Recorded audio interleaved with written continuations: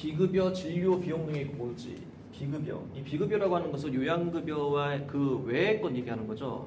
국민건강보험법 요양급여 기준에 관한 규칙 별표에 나와 있는 내용의 일부이긴 하는데요. 비급여에 관련해서 이게 왜 고지를 해야 되는 의무를 말하냐면 사실 요양급여라고 하는 것은 국민건강보험공단에서 지원해주는 금액이기 때문에 지원해준다기보다는 혜택을 받게 해주기 때문에 그게 정해져 있어요. 딱 수가부터 해서 본인 부담금도 정해져 있는데 비급여라고 하는 것은 급여가 되지 않기 때문에 종별마다 의료기관마다 다 달라요. 조금씩 달라요.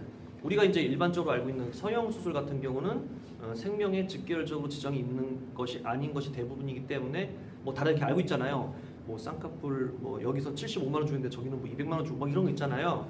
그러니까 그렇게 하듯이 그럼에도 불구하고 국가한테 이것을 신고를 해놓고 나서 받아야 돼요.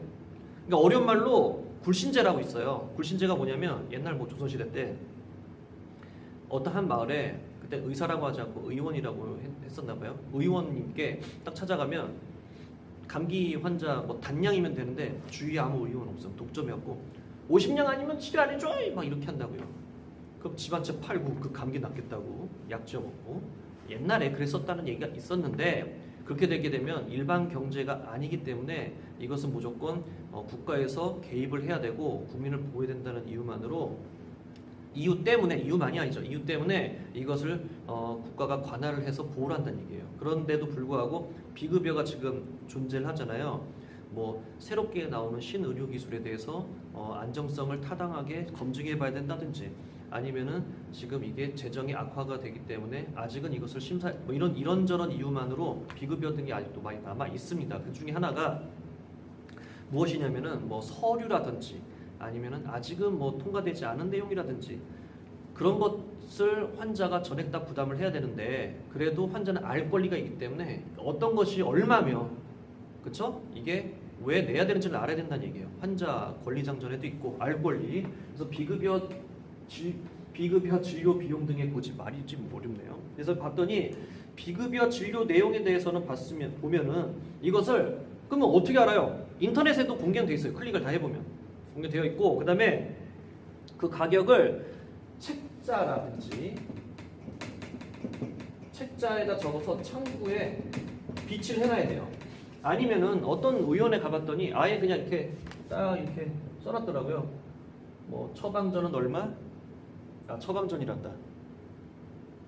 진단서는 얼마? 뭐 검사용 근데 또 이런 종이짝 한 장이 무슨 놈이 뭐 15,000원이냐 20,000원이냐 병원급으로 가면 더 비싸게 조금 책정되어 있더라고요. 그래서 이런 재증명 수수료가 하는 거잖아요. 뭐 서류 같은 거 재증명 수수료 이런 것도 전부 다 비급여에 들어가기 때문에 이것도 고지를 해야 된다. 그래서 알 권리가 있기 때문에 환자가 보게끔 해야 된다. 이건 반대로 얘기하면 여러분들 근무할 때도 이렇게 해야 된다는 걸 알고 설명할 줄 알아야 된다는 얘기예요. 아 그러세요? 아 그러시군요. 근데 있잖아요. 이게 비급여 진료 비용 등의 고지를 해야 되기 때문에 저희가 이렇게 비치를 해놨습니다. 혹시 뭐뭐뭐님 오셨을 때 그렇게 되신다면요 이렇게 참고를 하시고요. 예, 당연히 이거는 담당 주치 선생님한테 말씀을 주시면은 그쪽에서 이렇게 오더가 내려지고요. 저희는 이걸 관련돼서 서류를 준비해 놓도록 하겠습니다. 이렇게 설명을 좀 예쁘게 해주시길 바랍니다. 이 현황 조사라고 하는 것은 장관이 하는데 장관님께서 병원급 의료기관에 대해서는 공개를 해야 되고 그 얘기네요. 왜 이렇게 안 쓰죠? 병원급은 공개를 무조건 해야 되고 병원급이 아니라 반대로 의원급은 공개는 하되 이것을 여기서 정해진 대로 하는 게 아니라 뭐 이렇게 비치하는 게 조금 약하게 되어 있는 그러니까 물어보면 어딘가 알려는 줘야 되겠지만은 비치를 하고 이렇게 하는 것은 병원급 무조건 해야 된다. 왜냐면 수가가 너무 높으니까.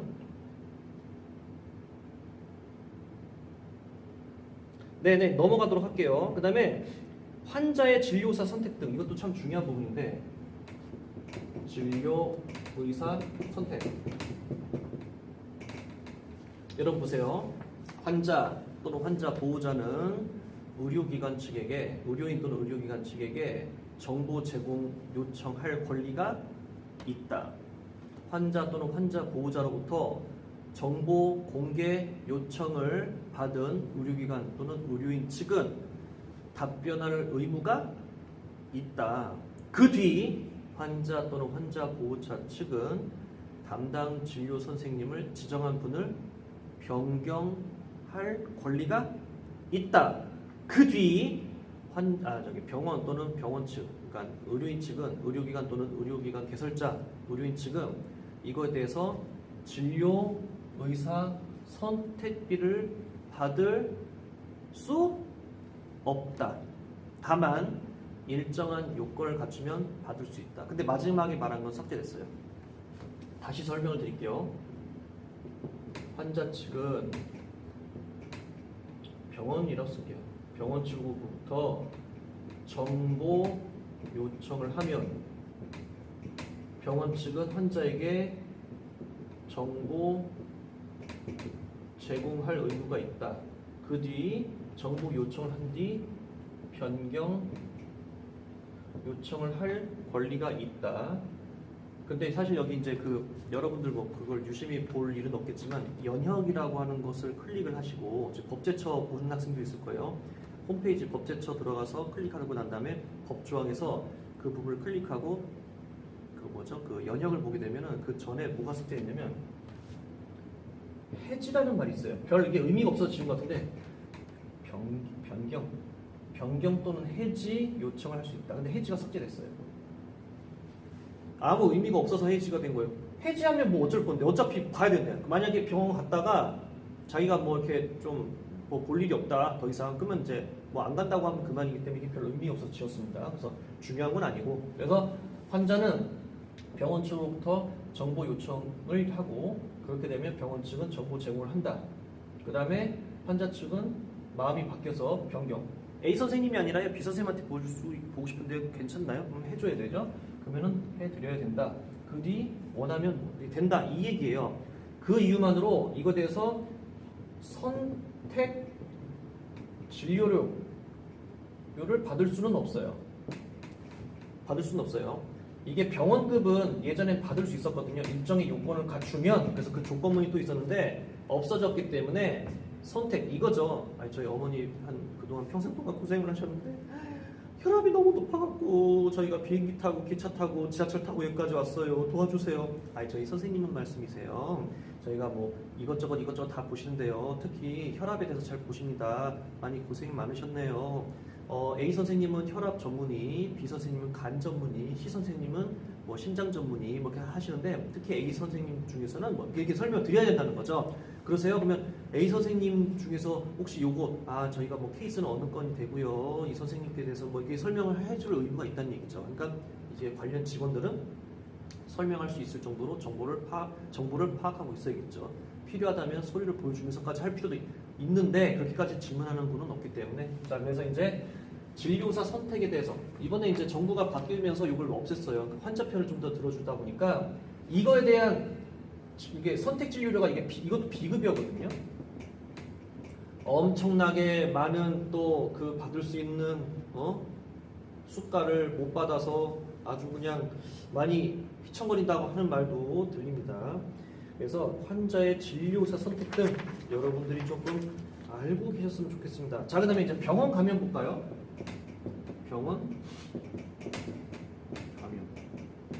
병원 감염 예방 써야겠네요. 뭐 지금은 아니겠지만 여러분들 놀라운 사실. 병원 감염률이 30%나 된다는 말이 있습니다. 무슨 얘기냐? 이게 한의학 쪽에서는 의학보다 으뜸인 것 중에서 하나가 뭐냐면 개복을 하지 않고도 치료가 가능하다고 강하게 주장을 하고 있어요. 엄밀히 말하면 개복을 한 것 순간 감염의 시작이라는 얘기죠.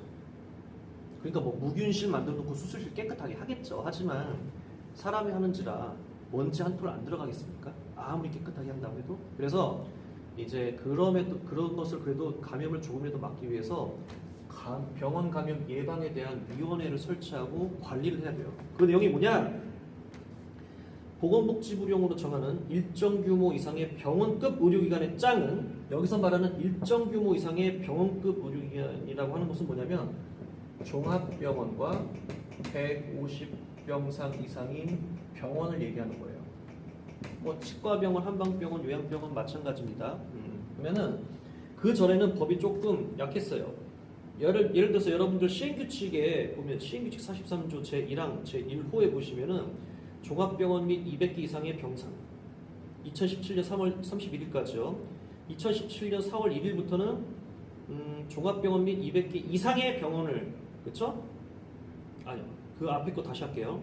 2017년 3월 31일까지 기간은 종합병원 및 200개 이상의 병상을 갖춘 병원으로서 중환자실을 운영해야 된다 이렇게 있었는데 이제 그 다음에 조건문은 200개 이상의 병상을 갖췄다면 뭐든 그 다음에 이제 2018년 10월 1일부터의 기간은 부터는 지금은 종합병원 및 150개 이상의 병상을 갖춘 병원 이렇게 됐어요.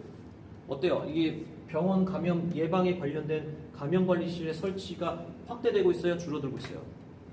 확대되고 있죠. 적어도 이 조건이면 무조건 해야 된다라고 하는 거죠. 앞으로 더 확대될 거예요. 앞으로 더. 그렇잖아요. 간단하게 뭐 이렇게 진료를 받으려고 오는 사람한테 오히려 감염이 되면 말이 안 되죠. 그래서 병원 감염 예방을 확대시키고 있다. 강화시키고 있다. 그리고 의료기관의 짱은 원장님께서는 감염병의 예방을 위하여 정기적으로 교육을 실시해야 된다.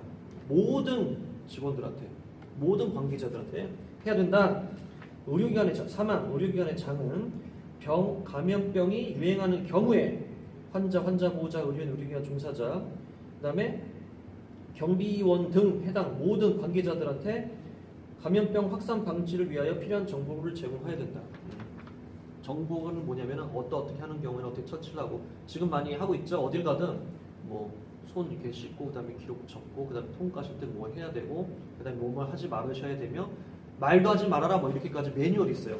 그런 것을 같이 교육시키고 정보 공개를 해야 된다. 그다음에 이것도 있어요. 뭐 이거 감염과 마찬가지로 원장님께서는 천재지변 감염병 의심 환자, 그 다음에 집단 사망 사고, 네, 지금 책 보고 계시죠? 빨리 적다 보니까 뭐 천둥, 우방, 비바람, 번개, 허리케인일지, 뭐 태풍일지, 감염, 지금처럼 감염, 집단 사망이 되는 뭐 이렇게 어쨌든 간에 그 병원 운영을 하는데 너무나 위급한 상황이 됐다. 그러면 시장군수 구청장의 승인을 받아서 입원 환자를 다른 의료기관으로 전원시킬 수 있다. 전부 다. 대표적인 예가 병원에 불났을 때죠. 화재죠, 화재. 여러분, 몸 이렇게 움직이기도 힘든 환자들 그때 불나면 그거 어떻게 됩니까? 나 살겠다고 좀 다 도망가는 분위기겠죠? 그 다음에 타 죽기 전에 이미 그 유독가스로 막 사망하잖아요. 생각해보세요. 그 병원이 또 1, 2층, 3층이겠어요? 내화구조 핑계로 막 10층, 15층 막 높을 텐데 그 위험한 상황이에요. 그래서 병원 건축은 조금 더 화재 예방에 좀 강화돼서 건축하게끔 만드는데 어떤 상황이 됐을 때는 어떻게 이거 처치를 해야 되기 때문에 다른 병원으로 충분히 전원시킬 수 있게끔 서로 이렇게 인프라가 구축되어 있어요. 병원은요 혼자만 이게 운영되는 게 아니라 같이 조금 잘 해야 돼요. 뭐 의료기기도 같이 공동으로 사용할 수 있게끔 이렇게 연계를 해놔야 되고 그 다음에 지난주에 그 강의 설명했던 것처럼 의무기록실은 물론이고 의무기록실을 같이 사용하는 경우 거의 없지만은 어떤 이런 장비 시설 같은 걸 다 공동 사용할 수 있게끔 해놨고 그 다음에 전원도 필요시 빨리 할 수 있게끔 다 연계를 해놨다는 얘기예요. 그런 게 있습니다. 그래서 대표적인 예가 뭐 화재를 제가 예를 들었는데 이런 경우는 전부 다 전원시킬 수 있게끔 한다. 자, 그래서 여러분들 이제 이 강의를 오늘도 이제 설명을 드리긴 했는데 전부 다 공부하실 때는 앞에 거 계속 되새기시면서 이것을 총정리를 좀 하실 줄 아셨으면 좋겠어요.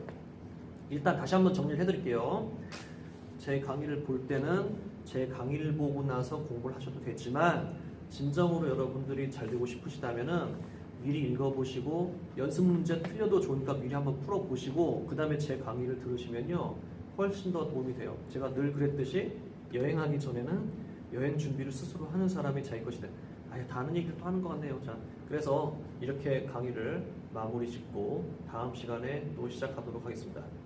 부탁입니다. 예습 좀 해오세요. 예, 수고하셨습니다.